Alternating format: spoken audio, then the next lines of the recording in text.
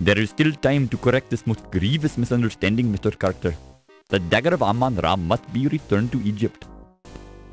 Stay out of my way, or I'll thrash you within an inch of your life. Surely you can find a way to accommodate everybody's wishes. Who are you to tell me what I can do with my own property? Your property? What authority did you have? The authority of the Egyptian Antiquities Service. So if you don't like it, I suggest you waddle on back to Egypt and complain to your own government. Would it not be better to work this out diplomatically? This isn't a case for diplomacy. It's a case for your acceptance of the situation. It is not just my acceptance at issue, Mr. Carter. Frankly, some of our people are quite upset, moved to take drastic measures if need be. Are you threatening me, you malodorous little man? Mr. Carter, there are some who would rather fight back than allow their country to be stripped of its national treasures. Any fat savage who lays a finger on my exhibit, or threatens me, will find himself in deep trouble. Do I make myself clear? As clear as the water of the oasis, Mr. Carter.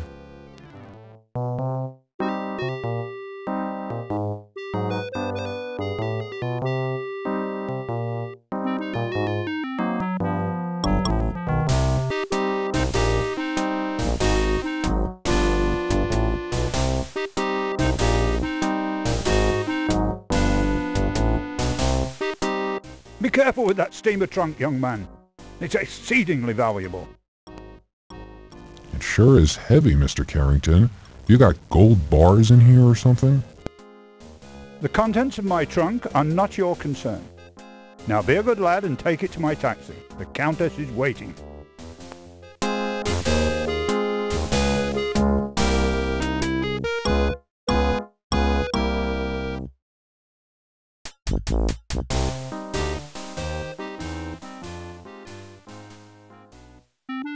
New Orleans, 1 week later.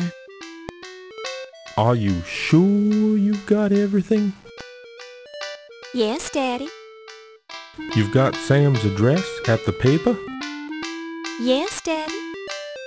You've got the money I gave you? Yes, Daddy. Don't worry. Put some money in your shoe. New York's a big city, and there's a lot of crime there. Look, I'm going straight to the paper. What could possibly go wrong? Let me give you a little more money, just in case. Dad, I've got to go. Godspeed, Laura. Call me as soon as you get there. I'll be fine, Dad. I'm going to make you proud of me.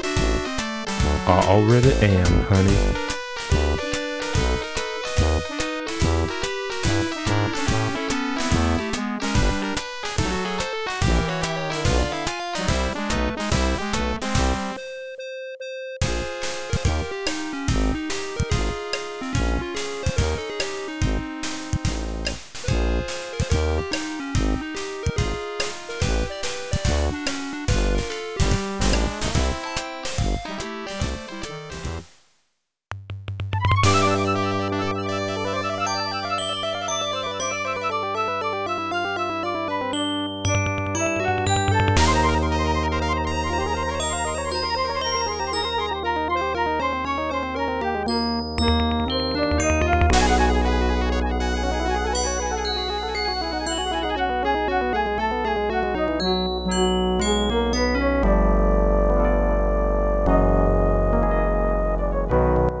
Excuse me, dear, are you a secretary?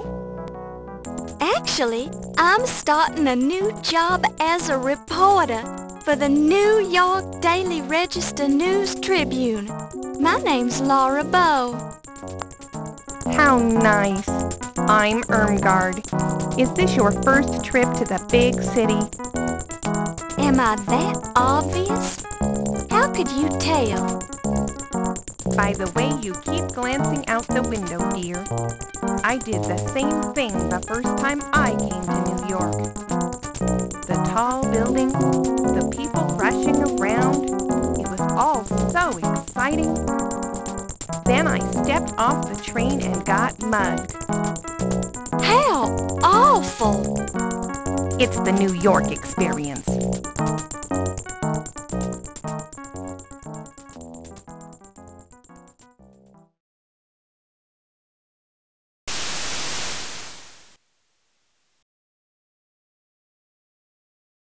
Thank you, dear. You're very kind. I've enjoyed traveling with you. Do you need any help getting home?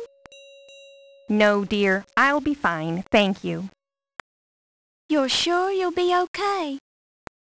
Yes, thank you. Goodbye.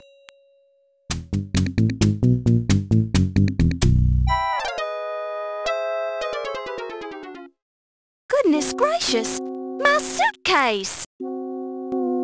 Can you spare a dime, miss? Certainly, sir. I'm always ready to help those who are less fortunate. Well, that's just peachy. Give me all your money then. Excuse me? Hand it over. This seems very unfair. Welcome to New York, kid.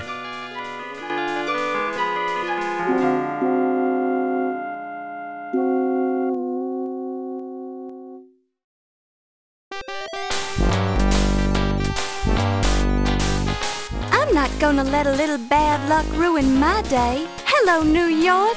Laura Bow has arrived.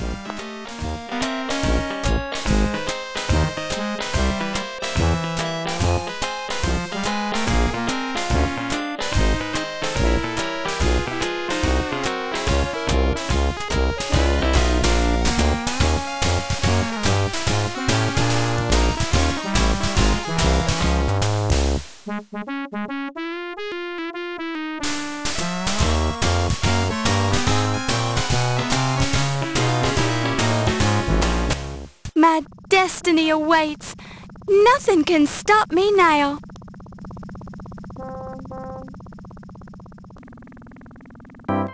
I really want to thank you for hiring me, Mr. Augustini.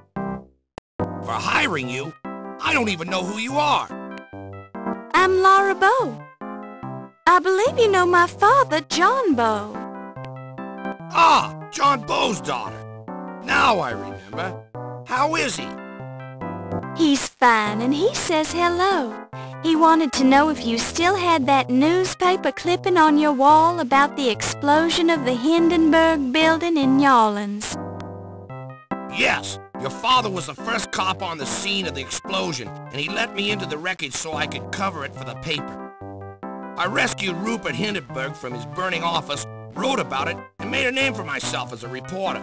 I owe John a lot for that. Think you could handle being a reporter for a big city paper? I'll do my best, sir. We usually just hire men for this job.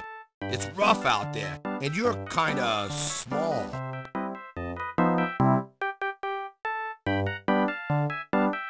I can do it, Mr. Augustini. Just give me a chance. All right, as a favor to my old pal John, but I'll be keeping a close eye on you. Thank you, sir. For your first assignment, I want you to write about a burglary. Some kind of fancy knife was stolen from the Lion Decker Museum. I'll arrange for you to attend the fundraiser at 7 o'clock tonight for their new Egyptian exhibit. Everyone will be there. Tell them you're covering the society news so they won't clam up on you. You won't regret it, sir. I have a nose for news. Just keep your nose out of trouble. Here's your official notebook and your pencil. It already has Crodfoller's notes in it. Have the story ready by 3 tomorrow, or you're out of a job.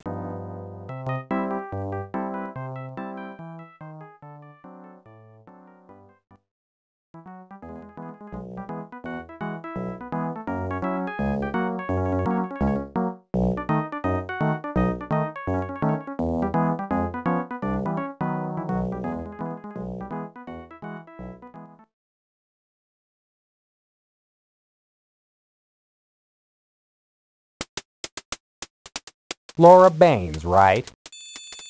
Laura Bowes, sir. And I believe you have the advantage. Crodfoller Rhubarb, ma'am, though you can call me Rube. So I suppose you've already met Sam. Yes, he's very colorful. Don't let him shake you. He's tough on the outside, but inside he's got a heart of stone. I'm sure he... Pardon me? What did you say? Never mind, just pulling your leg. Why don't you take this desk right here and we'll get you settled in. That's very kind of you. Mr. Augustini sort of left me on my own. I have to start on this story about a burglary at the Lion Decker Museum.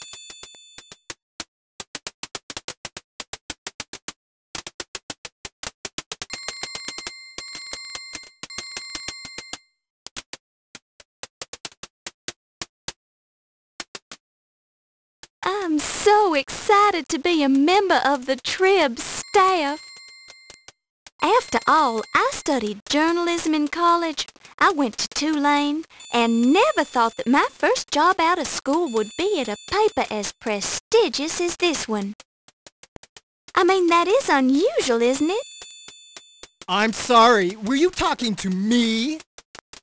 Never mind.